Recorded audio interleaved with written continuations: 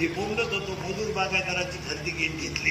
मी बोंबलत होतो मजुराच्या गाड्या लावायला बांधाच्या कोपऱ्यावर जागा ठेवावं लागेल, वेळ आली. मी बोंबलत होतो हायवेच्या कडेला त्यांनी जमिनी विकल्या आणि ज्यांनी घेऊन हॉटेल टाकले, जमिनीचे मालक त्या हॉटेलमध्ये भेटले.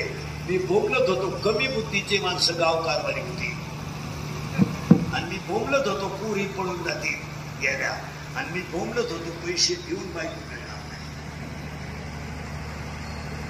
अख्खी दुनिया मला येणं म्हणत होती. मी येणार आहे पण इतका 2025 ला जेवढे लग्न झाले 1 रुपया सुद्धा पुरीच्या बापानं खर्च केला नाही. अख्खे पैसे पोराच्या बापाचे.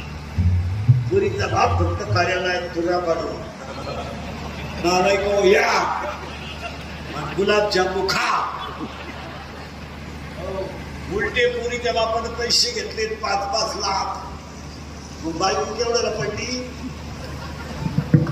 10 लाखाला. लग्नाला 5 आणि पुरीला 5.